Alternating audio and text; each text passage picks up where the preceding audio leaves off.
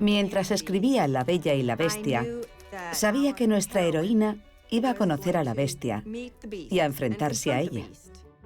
Por tanto, tenía que ser un personaje lo bastante fuerte para poder hacer algo así.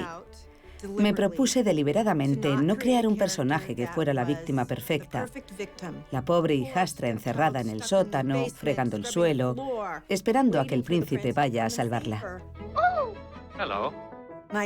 No me parecía correcto seguir inculcando esa idea en generaciones de mujeres jóvenes.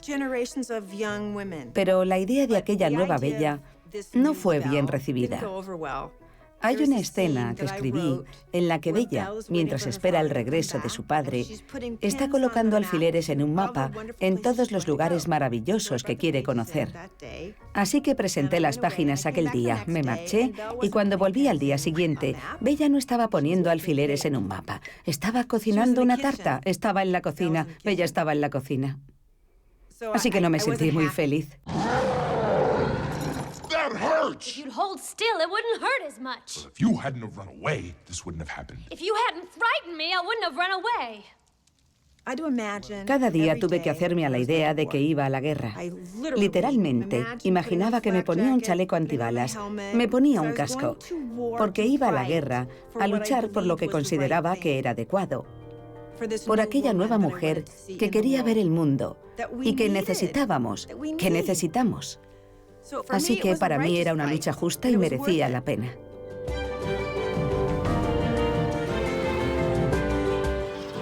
Hollywood mide el éxito en base a dos criterios: premios y dólares. Las películas seleccionadas como candidatas a la mejor película de 1991 son La Bella y la Bestia. La Bella y la Bestia ha obtenido 6 nominaciones, incluida a Mejor Película, lo que supone un nuevo récord. La nueva mujer por la que Linda Bulverton fue a la guerra recaudó para La Bella y la Bestia $425 millones en taquilla y la primera nominación de la historia de una película de animación al premio de la Academia a Mejor Película. A pesar del éxito sin parangón y otros éxitos de mujeres cineastas en Hollywood, las mujeres siguen luchando para tener una mayor participación en el cine y la televisión estadounidenses. Sin embargo, generación tras generación han demostrado su talento y sus cualidades artísticas en la industria del entretenimiento más poderosa del mundo.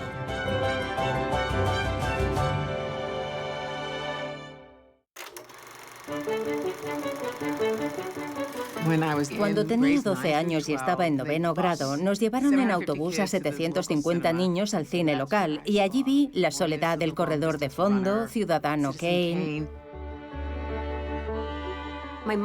Mi madre fue la persona que me introdujo en las películas y los libros de su infancia. Así descubrí las películas de Esther Williams y Domador de Sirenas. Me encantaban las películas de Star Wars y me encantaba Superman. Todas las sensaciones que experimentaba viendo películas eran emocionantes para mí. Aprendí a asustarme cuando vi El Mago de Oz. Aprendí a reír.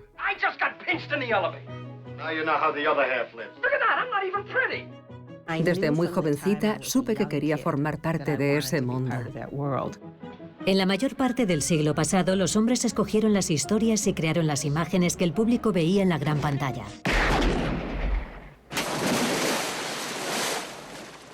Pero no siempre ha sido así. En sus principios, el cine dio la bienvenida a cualquiera que quisiese hacer películas. En sus primeros años, Hollywood era tan nuevo y excitante que la gente aún no había definido los roles femenino y masculino. En la época del cine mudo había más de 20 compañías independientes dirigidas por mujeres, algo increíble si lo comparamos con la época actual. Cineastas como Alice Guy Blaché eran propietarias de su propio estudio, dirigieron centenares de películas y produjeron otras tantas. La actriz Mabel Normand ayudó al lanzamiento de los estudios Kingston y de la carrera de Charles Chaplin antes de empezar a dirigir y gestionar su propio estudio. La novia de América, Mary Pickford, la mayor estrella de la época del cine mudo, se convirtió en socia fundadora de United Artists. Las mujeres no solo interpretaban, escribían, dirigían y producían, sino que también hacían películas con personajes de mujeres fuertes y contaban historias sobre mujeres y para mujeres.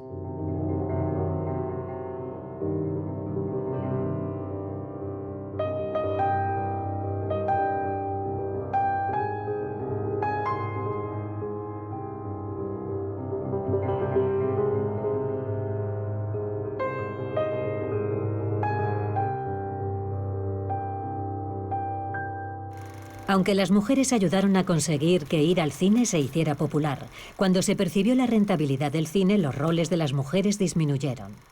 Los hombres dirigían la mayoría de los negocios en Estados Unidos y Hollywood se convertiría en uno de los más grandes del país. En nuestros estudios de Fox íbamos a crear una nueva sección de cine sonoro y el cine mudo estaba abocado a su desaparición. La conversión del cine mudo al sonoro requirió una gran inversión de dinero, exprimiendo a las compañías más pequeñas, dirigidas por mujeres y concentrando la industria. 5 estudios, cada uno con su propia distribución y cadena de cines, el gremio de escritores y el gremio de directores, todos dirigidos por hombres. Muchas mujeres que desempeñaban un papel activo en la industria del cine en la época del cine mudo tuvieron que buscar roles diferentes si querían permanecer en Hollywood. Y muchas se hicieron guionistas o montadoras. Una directora que hizo la transición del cine mudo al sonoro fue Dorothy Arzner y se convirtió en la primera mujer directora aceptada en el gremio. Su papel es muy interesante porque empezó a mostrar cómo las mujeres tenían que adaptarse para poder estar en una industria dominada por hombres. Y decidió vestirse con trajes de hombre, fumaba puros. Creo que era su forma de alguna manera de salvar la distancia. Y lo consiguió, dirigió películas muy populares de Hollywood. Pero Dorothy Arzner siguió siendo la única mujer que dirigía películas en Hollywood hasta principios de los años 40. ¡Silencio! ¡Cámara! ¡Acción! La ausencia de mujeres detrás de la cámara tuvo un impacto directo en los tipos de personajes femeninos que aparecían delante de la lente. La mayoría de los personajes femeninos se ceñían a estereotipos clásicos: la chica buena y la mujer perdida, la virgen y la puta. A lo largo de las siguientes décadas, cada estudio tendría su rubia tonta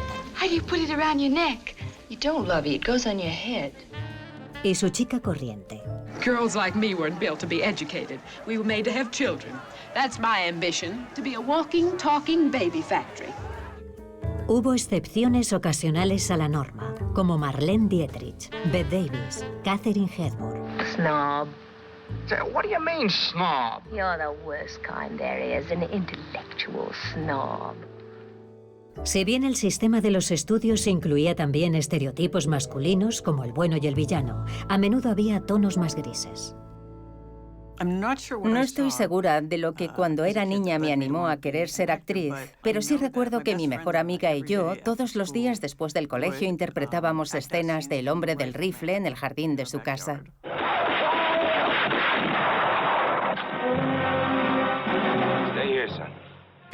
Como yo era más alta, interpretaba al padre, y ella era mi hijo, Mark. Nunca se nos pasó por la cabeza por qué no había personajes femeninos que quisiéramos encarnar. Siempre imitábamos a personajes masculinos.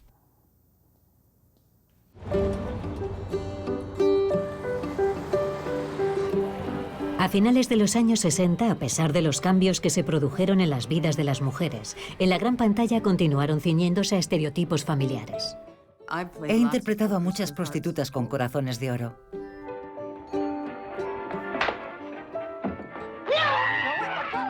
He interpretado a mujeres atractivas. Bueno, no mucho, pero sí a chicas despistadas. Hubo una serie de películas en las que interpreté a la típica animadora estadounidense ideal. Si alguien me ofrecía un trabajo, lo aceptaba, aunque no fuera muy bueno. Era enormemente pasiva. Hacía lo que la gente me decía. No sabía quién era, qué podía hacer y qué quería hacer. You know, this is the men's locker room. It is?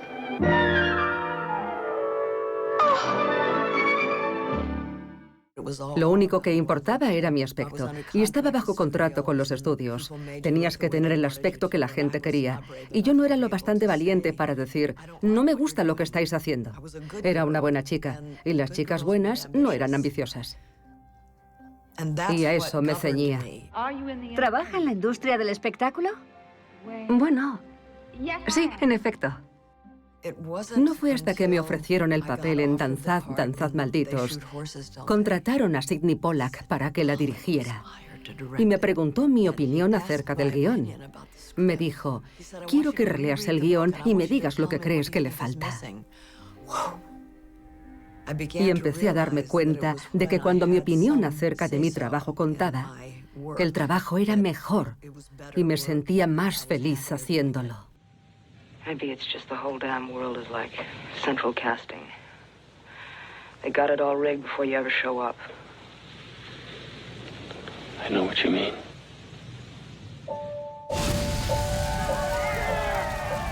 Eran los años 60. Watts estaba en llamas. El mundo estaba cambiando. Vietnam estaba en erupción. Era la primera vez en mi vida que trabajaba en una película que hablaba de lo que estaba sucediendo en el mundo. Y fue emocionante para mí poder ser relevante.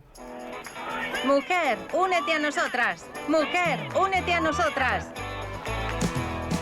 A mediados de los años 60 y 70, las mujeres tomaron las calles para pedir igualdad en trabajo y salario.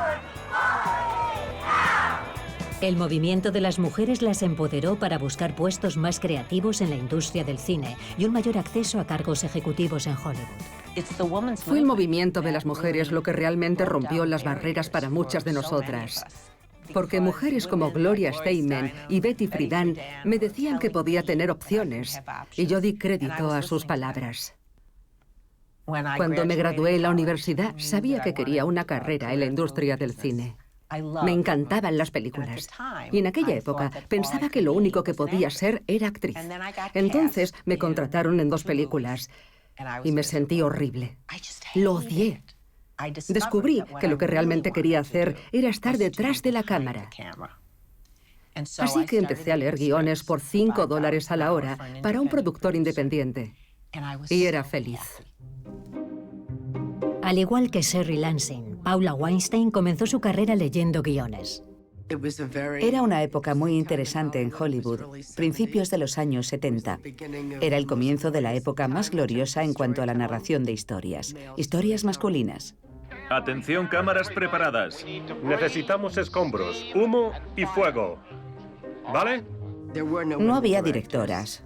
Había guionistas, había montadoras. Esos eran los roles tradicionales.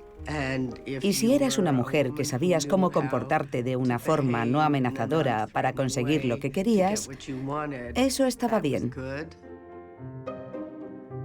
Sherry Lansing ascendió rápidamente al poder en Columbia Pictures, hasta convertirse en vicepresidenta, encargada de la producción, pero tuvo una resistencia considerable a lo largo del camino.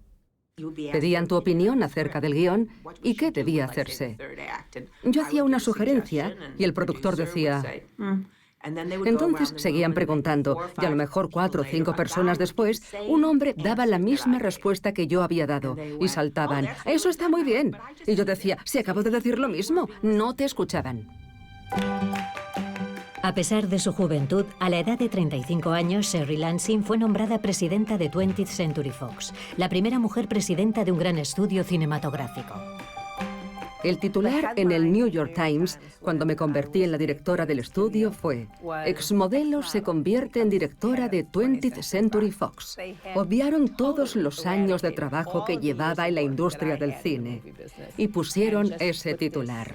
Aparecía en los titulares de portada por todas partes, porque era la primera, y las mujeres no eran aceptadas en aquella época, pero empezábamos a evolucionar.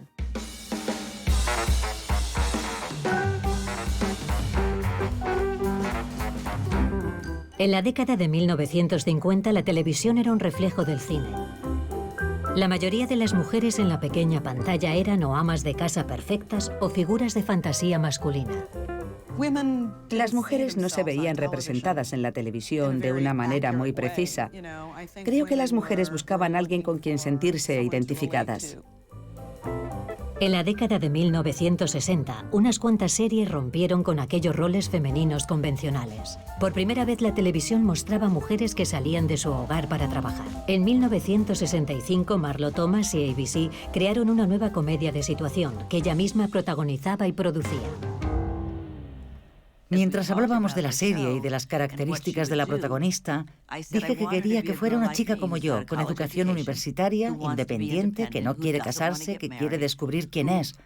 Ese era el papel que yo quería interpretar. Esa chica fue la primera comedia de situación estadounidense centrada en una mujer trabajadora y soltera que vivía por su cuenta. I wrote this article about a girl who believed in women's liberation and freedom for women and independence. Now you're certainly not that girl. Are you that girl?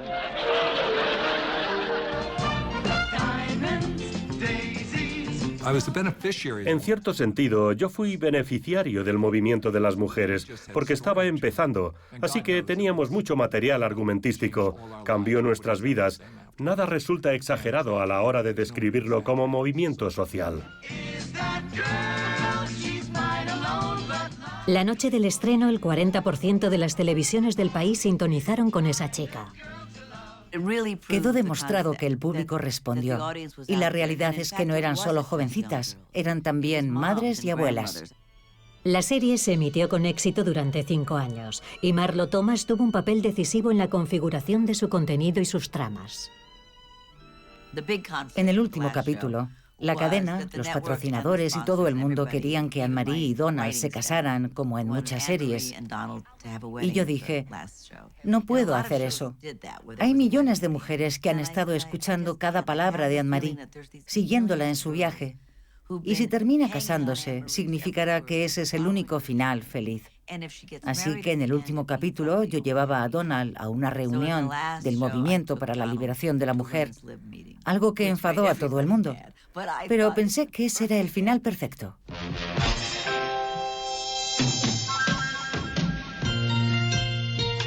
Esa chica abrió la puerta a otras mujeres trabajadoras, entre ellas la chica de la tele y Julia.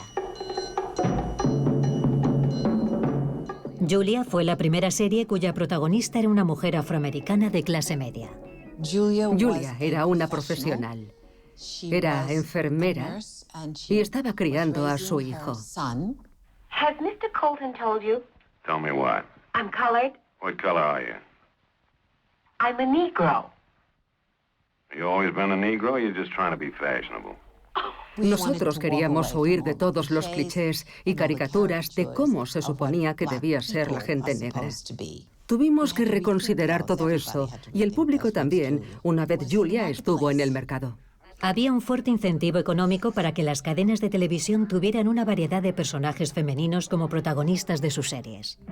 ¿Te puedes creer que en tan solo 5 minutos he eliminado todo mi vello no deseado? Lo he hecho con Spray Knit. Mientras las películas eran financiadas con la venta de entradas, la televisión era financiada por anunciantes. Simplemente escuche el sonido de los platos. Las mujeres eran un grupo creciente de consumidores a quienes los anunciantes deseaban llegar vivamente. Póngame La vida sí que es vida. Ya nadie te ata al horno. Olvídate de tu apretado calendario de comidas. El aumento en el número de mujeres en la pantalla se tradujo también en más mujeres detrás de la cámara. En la época de Maude y La chica de la tele, fue cuando empezaron a querer a mujeres que escribieran para la televisión. Nos buscaban, nos perseguían. Antes nuestros agentes tenían que derribar sus puertas.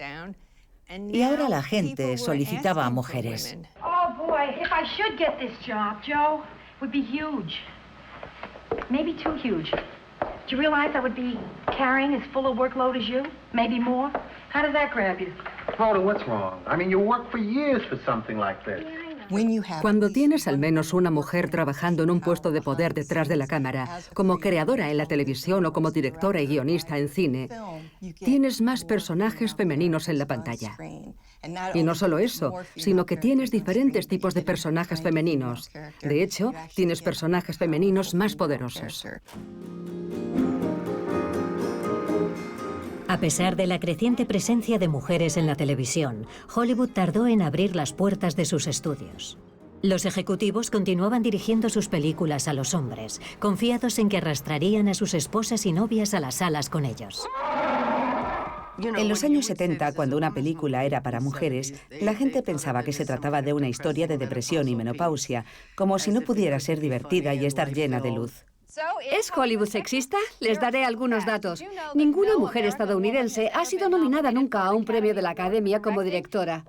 Los hombres consiguen 3/4 partes de todos los papeles en la industria del cine y cobran el doble por su trabajo. Lo que quedó claro es que cada director de estudio, cada productor poderoso tenía a su chica. Así podían decir: mira, yo no soy sexista. Aquí está la mujer que trabaja para mí y he promovido a más mujeres. Que las mujeres llegaran más allá era muy complicado. Una manera de que una estrella femenina se convirtiera en productora era protagonizando las películas que quería hacer. Jane Fonda utilizó su tirón en la taquilla para hacer películas sobre asuntos que le importaban. Pensé, bueno, la única forma que tengo de hacerlo es produciendo mis propias películas. Me estaba convirtiendo en una activista política. Estaba empezando a interiorizar lo importante que podía ser una película y el papel que yo podría jugar en ello. Cómo eliminar a su jefe surgió del trabajo que Jane hacía con la organización 9 to 5, con las empleadas oficinistas. Karen Nussbaum organizó los empleados administrativos, mujeres que trabajaban en bancos, hospitales, compañías de seguros, y me contaba las condiciones de trabajo. Por supuesto, decidí que quería hacer una película sobre ello. Jane me llamó y pensé, tengo que hacer esto. Y es una gran productora, porque al día siguiente me dijo, ¿has visto a Dolly Parton? Dolly había estado en un programa de variedades y fue como, vaya. Fue idea de Jane que ella, Lily y Dolly la protagonizaran. Y así me la vendieron a mí como ejecutiva de estudio. Incorporamos a Colin Higgins, donde había una organización nacional de mujeres oficinistas. Él estuvo allí, se interesaba por sus historias y finalmente les preguntó, ¿alguna ha fantaseado con lo que le gustaría hacerle a su jefe? Looks like you've gotten yourself in a spot of trouble. Judy? Judy, you've got to help me. That mob has gone crazy out there. They're trying to kill me. Well, why would they want to do a nasty thing like that? I don't know. I'm not such a bad guy.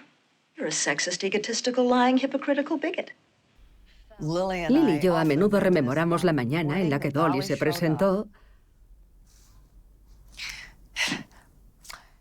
con sus largas uñas.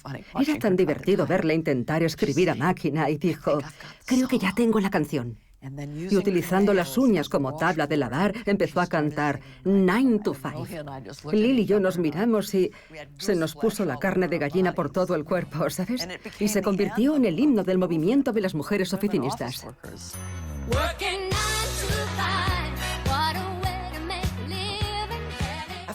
Después de aquella película, las mujeres oficinistas ya no tuvieron que volver a explicar cuáles eran sus problemas.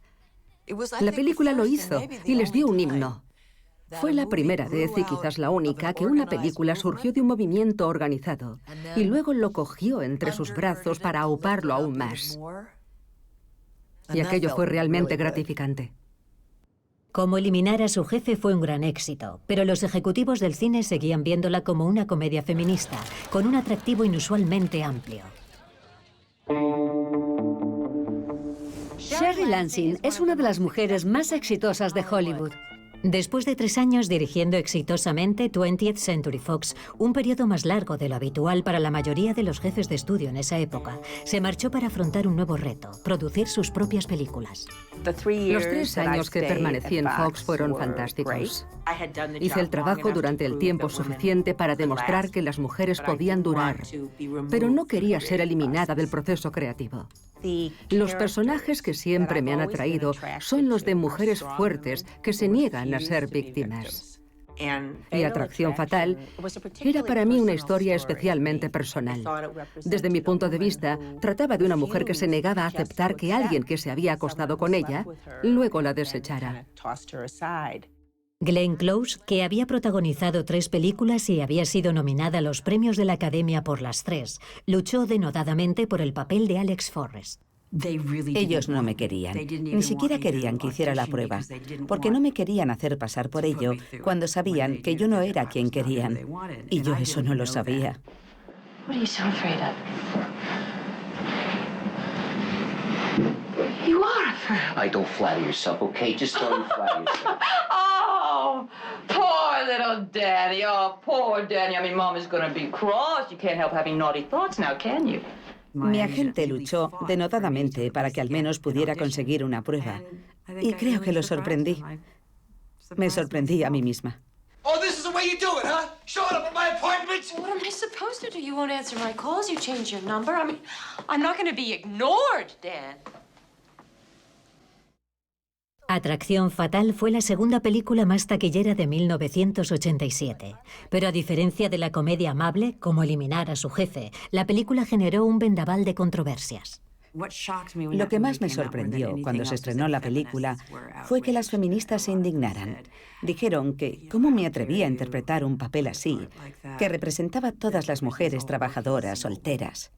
Y yo nunca había pensado en eso, porque estaba interpretando a un ser humano muy específico, no a la mujer trabajadora soltera en general. Llamé a Betty Friedan y hablé también con Gloria Steinem porque me sentí muy herida. Y me dijeron que yo no había entendido que debido a que se trataba de una mujer profesional de éxito, tal vez había pintado inadvertidamente esa imagen de una mujer profesional. Y nada más lejos de mi intención. Cuando ves un personaje como el de Alex Forrest en Atracción Fatal, una mujer fuerte, una ejecutiva, el hecho de que esté loca es realmente problemático porque ella era la única representación de una mujer ejecutiva en la gran pantalla. Ese fue el primero de mis papeles en los que he interpretado a mujeres que han sido tildadas de malvadas, porque son fuertes. Yo nunca las he considerado malvadas. Diría que son mujeres que actúan básicamente como hombres. You're a real hard dick bitch, you know that? Anybody. If you were a man, I'd kick the living dog shit out of you. If you were a man, I'd be worried. Hay tantas mujeres en el mundo que se sienten impotentes. Así que cuando interpretas a un personaje que, sin contemplaciones, asume el poder como mujer, resulta muy efectivo. Y muy convincente. Y creo que para algunas personas, bastante aterrador. You women crazy. You got that right. We think you should apologize. I ain't apologizing for shit. Thelma y Louise, estrenada en 1991, levantó aún más controversia, especialmente entre los hombres. I don't think he's gonna apologize. Nah, I don't think so.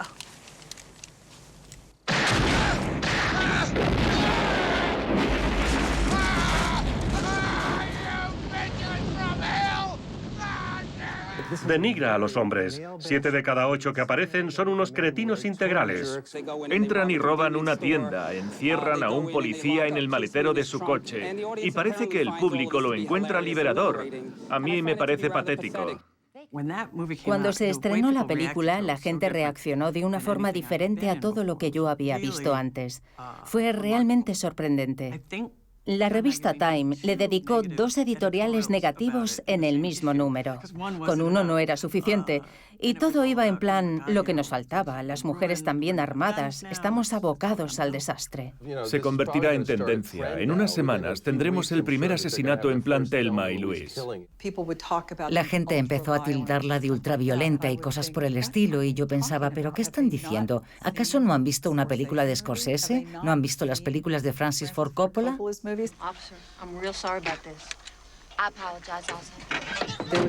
No había nada en la película que fuera ultraviolento. Se disparaba un tiro y explotaba un camión. Denigra a los hombres. La guionista ha dicho que no es hostil hacia los hombres, sino hacia los idiotas. Pero todos los hombres que salen en la película son unos idiotas, de modo que... Los hombres de verdad no se sentirán amenazados. La película trata sobre la autodeterminación y cualquiera puede identificarse con eso. Es cierto que los papeles femeninos son los más importantes, algo que no ocurre en el 99% de las películas, y eso sí que resulta chocante. Por primera vez los hombres tenían que verse a sí mismos como personajes secundarios y como estereotipos, y a algunos hombres les escoció sobremanera. Y yo pensaba, sí, Ahora no es tan divertido, ¿verdad? Y las películas nominadas al mejor guión original de este año son Callie Khouri por Thelma y Louise. No me lo esperaba. Creí que se lo darían a un guionista veterano. Me parecía imposible. Y el Oscar es para Callie Khouri por Thelma y Louise. Me quedé petrificada y sentí no llevar escrito un discurso. Gina y Susan, creo que habéis hecho del mundo un lugar mejor con vuestras interpretaciones. Os quiero. Thelma y Louise fue un gran punto de inflexión en mi carrera y en mi vida. Me hizo ser consciente de las pocas oportunidades que tenemos las mujeres de sentirnos empoderadas por los personajes femeninos que vemos en el cine. En la década de 1990, la narrativa en televisión dio un nuevo giro. La proliferación de canales de televisión por cable y la aparición de nuevas cadenas de televisión generaron nuevas heroínas femeninas como Buffy cazavampiros. Why can't you people just leave me alone? Because you are the Slayer. Into each generation, a Slayer is born. One girl in all the world, a chosen one born with a Strength and skill to hunt the vampires, to stop the spread of their evil blah blah. I've both been there and done that, and I'm moving on. El estreno de Buffy cazavampiros fue un momento casi subversivo en la televisión. Presentábamos a un personaje femenino que no era unidimensional, y eso era algo muy novedoso. Planteábamos la idea de que podía ser una chica y una heroína a la vez, pero una chica real, con su vulnerabilidad, que comete errores, que desea gustar y que sabe estar a la altura de las circunstancias. Okay. Look, I really don't want to fight all three of you unless I have to. Lo que más me interesa del personaje de Buffy es que hacía cosas que normalmente veías hacer a los chicos. Ella era la fuerte, la que luchaba y la que salvaba la vida a los chicos habitualmente. Me pareció muy interesante que Joss Whedon utilizara a una cazadora de vampiros como metáfora de una chica adolescente. Y pensé, aquí es donde está ocurriendo realmente el crecimiento de esos personajes, porque en el cine no está sucediendo. Aunque cada episodio atrajo solamente a una audiencia de entre 4 y 6 millones, poco en comparación con otras exitosas series del pasado, Buffy cazavampiros tuvo 7 temporadas y fue serie de culto en Internet y en los campus universitarios. Ahora es más fácil hacer personajes interesantes, hombres o mujeres, en televisión, porque ya no necesitas tantos espectadores para que una serie sea un éxito. Si necesitabas entre 25 y 40 millones de personas viendo tu serie para considerarla un éxito, ahora puedes cosecharlo con solo 4. Y eso abre la puerta a una gran variedad de personajes de todo tipo. Pronto las series populares empezaron a presentar protagonistas femeninas fuertes. Elaine no aparecía en el episodio piloto de Seinfeld, pero la NBC exigió la inclusión de un personaje principal femenino antes de comprar más episodios. Si no hay personajes femeninos en una serie, es lógico incluir un personaje principal de mujer, ya sea en 1989 o en 1955. Tampoco eran Los Intocables.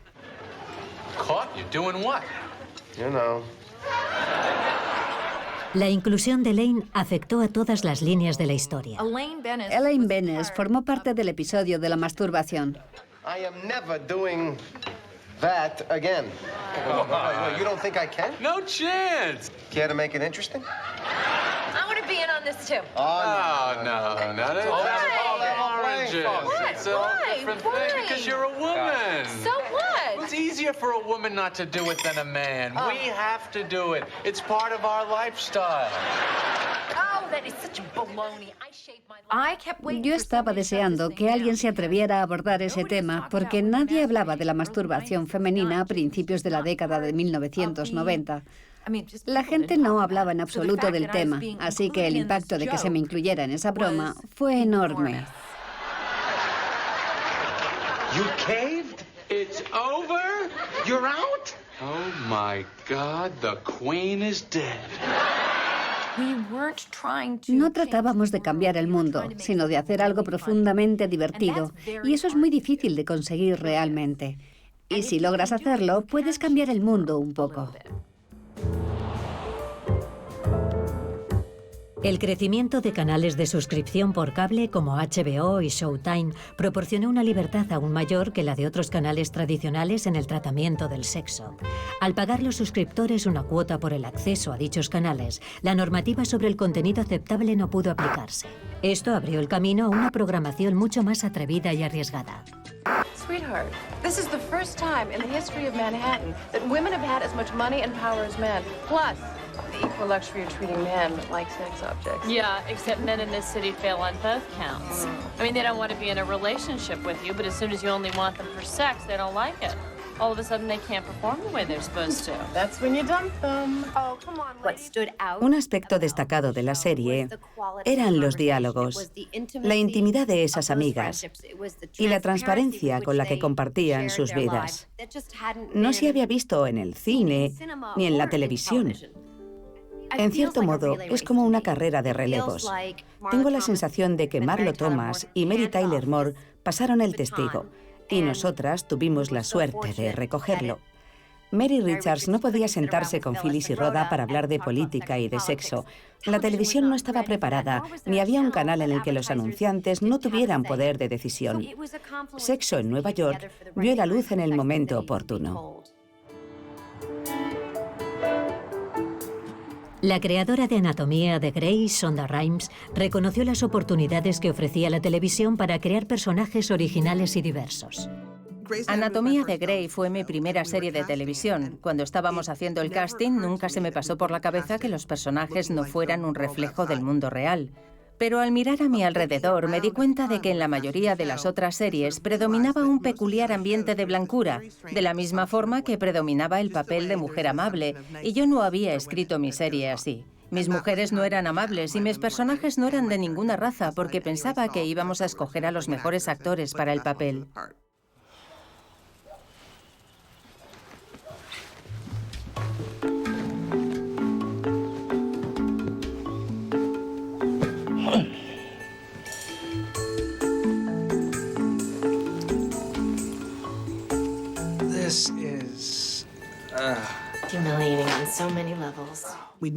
Habíamos terminado de escribir el piloto de Anatomía de Grey y estábamos esperando a que lo recogieran.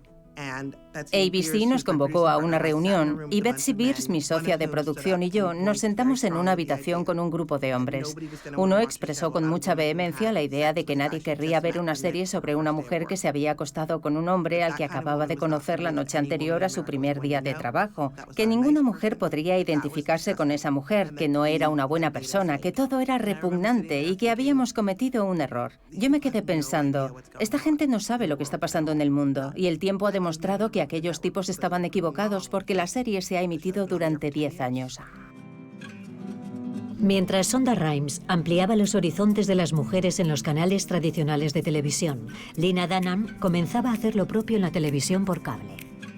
En Girls no estaba segura de que me aceptarían cuando me postulé para interpretar a una de las protagonistas. Tampoco sabía si aceptarían algunos de los contenidos sexuales. En cierto modo pensaba que todo estaba permitido y luego en su mayoría así fue. It's a little late, lady. Can I borrow the Fountainhead? Sure. It's in my library.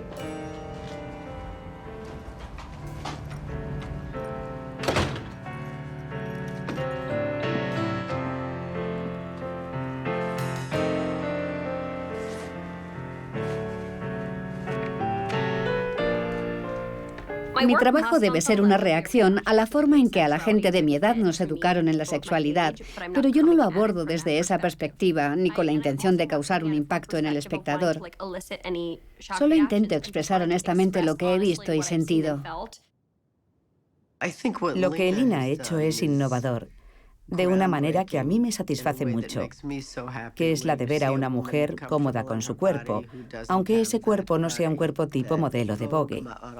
Solamente eso ya es una experiencia transformadora para las chicas jóvenes, que ven la confianza que tiene en sí misma. La serie no cautivó a todo el mundo. Los críticos se opusieron no solo a la frecuente desnudez de Dunham, sino también a la frívola conducta sexual de sus personajes. Cuando alguien me pregunta si Girls es un buen modelo a seguir, digo, ¿los chicos de El Séquito son buenos modelos a seguir? ¿Larry David o Woody Allen lo son? Me molesta que me obliguen a tener que representar toda la sexualidad femenina. Cuando recibes críticas tienes que aceptarlas con elegancia y comprender que forman parte del privilegio de poder mostrar tu trabajo al mundo. Imagino que a la gente no le gusta la serie por muchas razones. El éxito de Lena Dunham ha tenido un efecto tremendo en el interés de las mujeres jóvenes hacia esta profesión. Muchas mujeres jóvenes se dicen, yo puedo hacer películas, puedo contar historias y ser sincera, y pueden pasar cosas buenas. La televisión es un terreno más fértil para las mujeres en este momento, y por eso la televisión es tan condenadamente buena ahora. Porque hay series de televisión con mujeres interpretando papeles principales y papeles secundarios que no son el consabido papel de mujer. Y no se pueden imaginar la felicidad que eso me produce. ¡Acción! La televisión nos sacará de la oscuridad. Buena parte de las cadenas de televisión por cable creen que la búsqueda de la excelencia es comercial. Creen en ello firmemente. Podemos ganar dinero intentando ser muy buenos. Y eso abre la puerta a las mujeres. ¿Cómo estás? Ya lo veo, ya lo veo. En la televisión de hoy, las mujeres pueden ser vicepresidentas, presidentas, gays, bisexuales y de todas las razas y perfiles. En el cine, en cambio, sus papeles siguen siendo limitados. Los estudios apuestan por películas con grandes efectos especiales y gran presupuesto que pueden comercializar a nivel mundial. Hoy en día, la taquilla norteamericana representa solo el 40% de los ingresos de una película. El 60% proviene del extranjero. El género de acción es considerado el más exportable y genera globalmente unos ingresos de miles de millones de dólares. Las películas de acción y de superhéroes son también el germen de una amplia gama de productos relacionados, como juguetes y juegos. Pero en ese mundo de héroes de cómics, villanos y monstruos generados por ordenador, solo hay un puñado de mujeres guionistas o directoras. Como sociedad nos sentimos más cómodos poniendo 250 millones de dólares en las manos de un hombre que en las de una mujer. Sí, eso forma parte de la manera en la que manejamos y concebimos el dinero. ¡Acción! ¡Corten! Como consecuencia de ello, muchas mujeres cineastas han recurrido a documentales y películas independientes de bajo presupuesto para explorar las relaciones y los temas que ignoran las películas de gran presupuesto.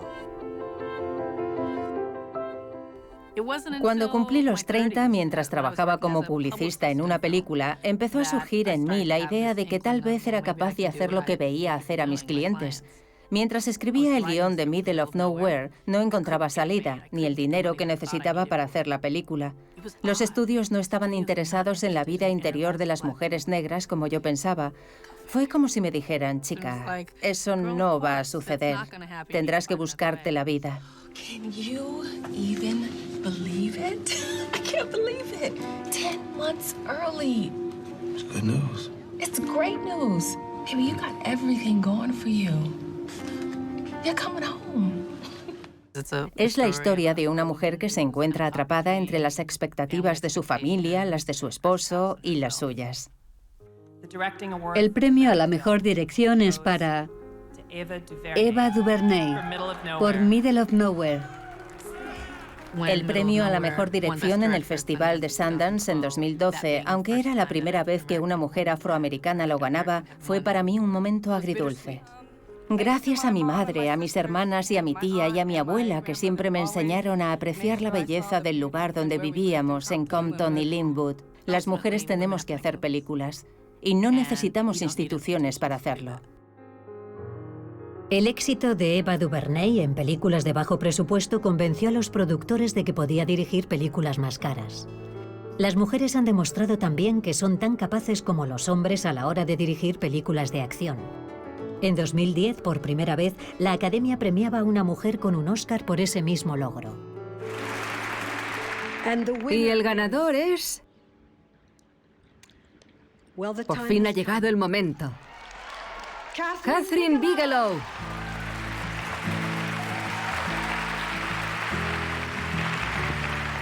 Kathryn Bigelow no solo se convirtió en la primera mujer en ganar un premio de la Academia al mejor director, sino que su película En Tierra Hostil también ganó el Oscar a la mejor película del año. Esto es... No hay otra manera de describirlo, es el momento de toda una vida. Yo diría que nunca debes renunciar a tu sueño. Llevo algún tiempo haciendo películas, unos 30 años más o menos, así que cuando digo que no hay que renunciar a los sueños, lo digo literalmente. This is some classy shit. Jeez, Megan. I want to apologize. I'm not even confident of which end that came out of. La boda de mi mejor amiga demostró que las mujeres podían dominar otro género que los hombres habían monopolizado, el humor escatológico. Las guionistas fueron Annie Mumolo y Kristen Wiig, que también la protagonizó. Judd Apatow fue el productor, que recaudó más de lo que ninguna otra película de su género había hecho hasta entonces. Me encantó La boda de mi mejor amiga, en todos los sentidos. Yo conocía a todas esas mujeres. Son el tipo de mujeres con las que hago amistad. Me sentí totalmente identificada y la película tuvo un gran impacto. What are you guys talking about up here? We're going to a restaurant tonight. I know the owner, so I was just telling him. Oh, Helen is the owner. Cuando Kathryn Bigelow ganó su Oscar, la gente se preguntó si habría un efecto Bigelow. Y lo mismo sucedió, por cierto, con el éxito de La boda de mi mejor amiga. ¿Podía el éxito de una sola película o de una sola cineasta irradiar o influir en las carreras de otras mujeres en el cine? No hubo efecto Bigelow ni tampoco La boda de mi mejor amiga. Resulta mucho más fácil hacer películas para hombres porque basta con hacer explotar cosas. Montas una pelea y ya tienes una película para hombres. El problema es que cuando alguien dice hagamos una película para mujeres, la reacción es ¿qué podemos hacer? Y tienen que pensar en una idea original. Es mucho más sencillo ir por el camino trillado. Al año siguiente, la productora Nina Jacobson hizo añicos otra creencia hollywoodiense, al demostrar que una película de aventuras encabezada por una protagonista femenina podía convertirse en un éxito internacional. Cuando leí por primera vez Los Juegos del Hambre, la primera novela ya llevaba tiempo publicada y estaba en las librerías. Enseguida me sentí obsesionada y atrapada por la historia. Susan Collins consigue la tarea casi imposible de hablar sobre la violencia y la juventud sin regodearse nunca en ello. Primrose Everdeen.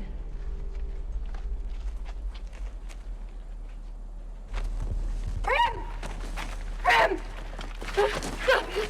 I volunteer! I volunteer as tribute. I believe we have a volunteer. Mr. Leia. I need to get out of here. You need to get out of here. No. Go find Mom. No. Go find Mom right now. Katniss es un personaje con el que todo el mundo se identifica, sin importar que seas un chico o una chica, un hombre o una mujer. La gente se identifica con la primera decisión que toma para proteger a su hermana. Pero más allá de eso, somos un país que ha estado en guerra durante una década y estos libros tratan sobre las consecuencias de la violencia. Los Juegos del Hambre batió todos los récords de taquilla tanto el primer día como el primer fin de semana de su estreno. La segunda película de la trilogía superó la venta de entradas de la primera y tuvo la mayor recaudación en Estados Unidos en el año 2013. 2013 fue en efecto un año extraordinario para las mujeres en el cine. Ya fueran comedias o dramas, de bajo o elevado presupuesto, las películas protagonizadas por mujeres demostraron que podían ganar tanto o más que las películas orientadas a un público masculino. La recaudación total de películas protagonizadas por mujeres en el año 2013 alcanzó la cifra de 2.500 millones de dólares en ventas de entradas a nivel mundial. ¿El éxito de las mujeres en 2013 cambió la visión que Hollywood tenía de ellas? Las cifras de empleo muestran que todavía están muy poco representadas en la industria. Las mujeres dirigieron solamente el 6% de las 250 películas con mayor recaudación de 2013 y solo el 14% de los episodios en la temporada de televisión 2012-2013. Como actriz de cine, es muy fácil sentirse aislada simplemente por la desigualdad de género que existe. Raras veces ruedas una escena con otras mujeres. Hay muy pocas mujeres en los equipos de rodaje y cada vez menos a las que acudir para pedir ayuda o consejo. Es un problema y no es saludable. En 2013, el año de la mujer en el cine, las mujeres aún representaban el 30% de todos los personajes que aparecían en la gran pantalla, una cifra que apenas ha aumentado desde la década de 1940. No hay suficientes mujeres en Hollywood. Las estadísticas son alarmantes y no reflejan que somos el 52% de la población del planeta. Cuando eres autora, productora como Shonda Rhimes o Jenji Kohan, intentamos tomar decisiones proactivas. Hacemos política de acción afirmativa en pro de las mujeres. Y creo que eso es algo importante. ¿Conocer las estadísticas y saber la verdad nos frena, nos oprime? En realidad nos estimula.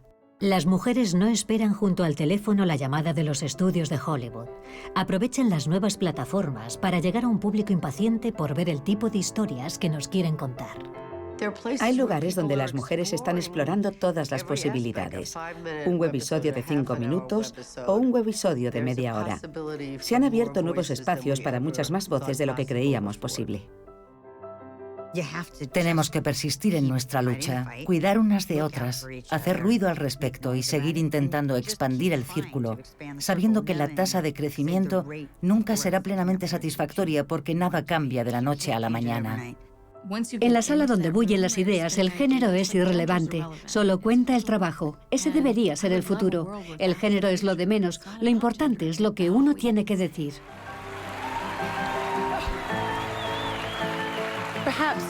Aquellas personas de la industria que todavía se aferran estúpidamente a la idea de que las películas protagonizadas por mujeres son experiencias de nicho están muy equivocadas.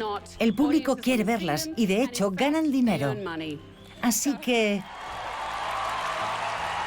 amigos, la Tierra es redonda.